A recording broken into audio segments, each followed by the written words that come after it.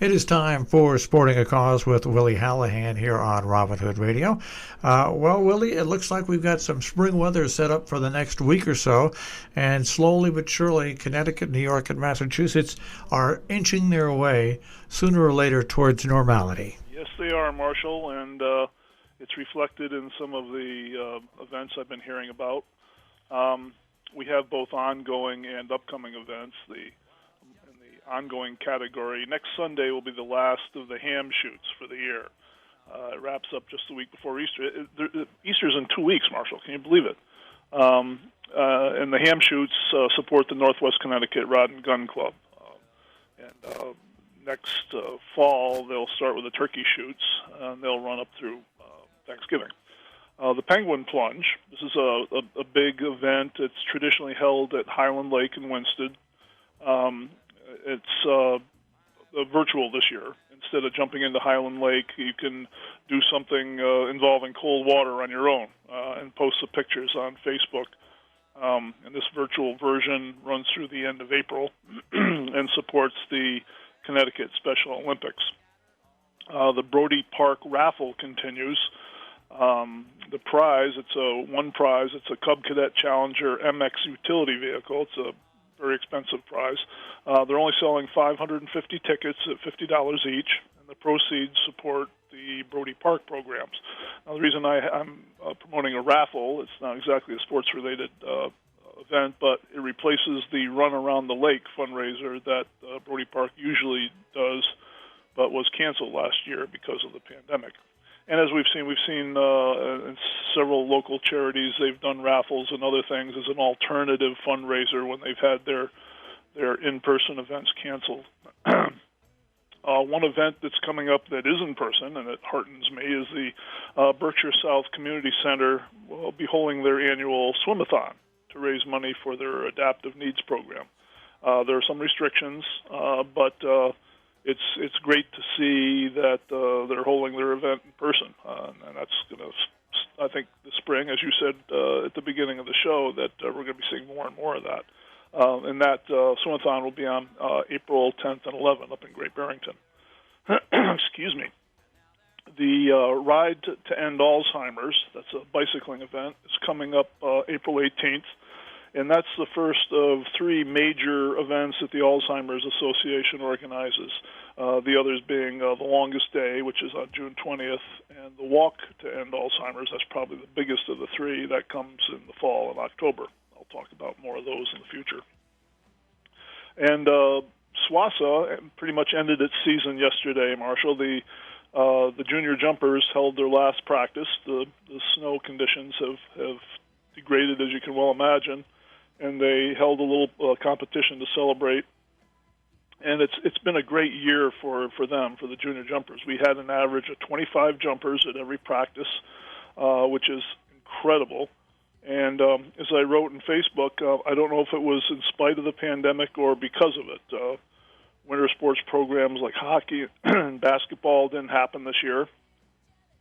So youngsters who are looking for something to do got a chance to try out ski jumping, and many of them really embraced it, and we're proud of their progress, and it bodes well for next season.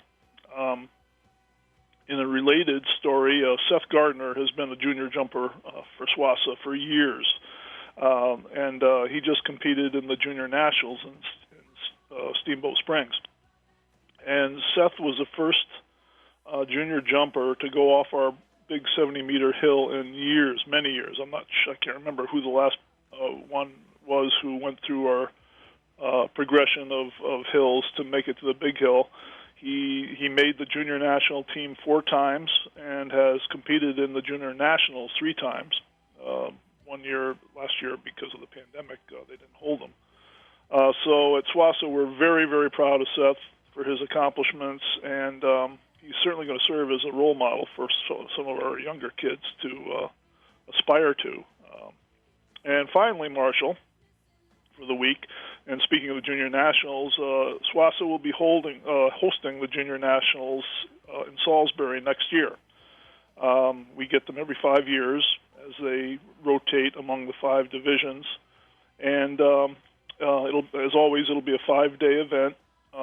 which is held 10 days after Jump Fest. It's a very busy year for us here in Salisbury when we host that, because Jump Fest ends, and it's a pretty intensive event, as you know, and draining. And then as soon as it's over, we start preparing for the Junior Nationals. It's going to involve both ski jumping at Satry Hill and cross-country racing at Mohawk Ski Area for the Nordic Combines. So it's very exciting. This will be the third time we've hosted it. It's a big deal in town. I mean, we have a parade of athletes that mark the beginning of the event. There's opening ceremonies, closing ceremonies. There's a torch that we light and extinguish, just like the regular Olympics. It's a big deal, and we get the best jumpers in the country competing. There could be 70, there could be 80 athletes, and along with their families and coaches and so forth. So there's a big influx of people coming into town, into the area, and it's just it's a great thing for all of us. Yeah, I remember the first one. I was emceeing with and Sam Posey was there, and it was bitter cold that night. And we were playing music, and after they all came through, I remember some of the people coming up to me and saying, this is the first time we've ever had music playing in a parade down the street like this. He said, Salisbury really is all about ski jumping, because that was the big joke going into it, Salisbury, Connecticut ski jumping. Yeah. And they were all just impressed by the way Swassa put this on.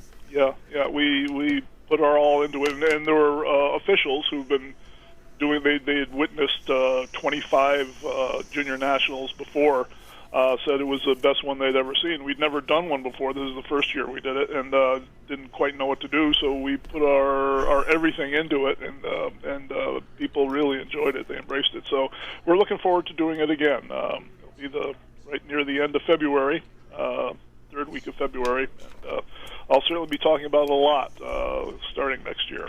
And even though February sounds like it's far away for events like that, it isn't, because, like you say, those are the back-to-back events that you really have to plan in advance to do. And it's not just the ski jumping when the junior nationals come in; it's housing, it's feeding, it's keeping them entertained and occupied, all that during those events. Yeah, it is. We're not only are we required to, but we want to show them the athletes the best experience. But I think the last time they came, they were able to take advantage of the skid course over at Lime Rock Park and Hotchkiss School. They had a pool party over there, and we have so many resources around here that you start to take for granted after a while. But for incoming kids, there's lots for them to do, and we show them the best time we can, and it's great. Look forward to it. And it was great to see that video on Facebook that you talked about, the final ski jumping.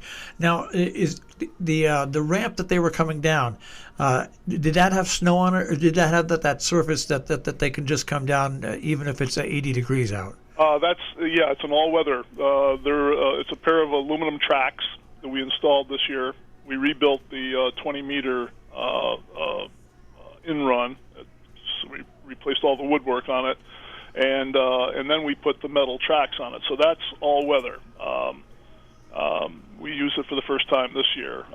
Probably the next step, we got plans all over the place. We're going to rebuild the 30 tower and make it the same way, but eventually the landing hill on the 20 will also be all weather and all temperature, so that we won't need snow on the 20 at all. And that's of all the things we do, it's the 20-meter hill that gets the most use, because that's where the kids practice. But before too long, we'll be able to host junior competitions in the summertime, and so we have kids coming down from Lake Placid and points north in the summertime to have events. So the future, we don't care what the climate's going to do. We're going to, and it's not just climate. As you know, there's a difference between climate and weather, and we never know what the weather's going to do around here. So we just want to move closer towards year-round jumping, and it's going to take time. It takes a lot of money. I think it was I'm tempted to say like $12,000 for those metal rails that we installed. They also make a cool sound when you're doing a video, don't they? They make that kind of cool sound as they're coming down. Anyway, we got big plans. Every year we do something major to improve our facility, and that was one of them. Well, I can't wait till you have ski jumping in the summer because I'll definitely come out. Watching ski jumping with shorts on and a T-shirt. That's It exactly. doesn't get better than that. And a pina colada in my There you go. All right, Willie, we'll speak to you next week. All right, Marshall, thank you. Bye. Take care. Willie Hallihan and Sporting a Cause. Of course, you'll find Willie's website at sportingacause.com.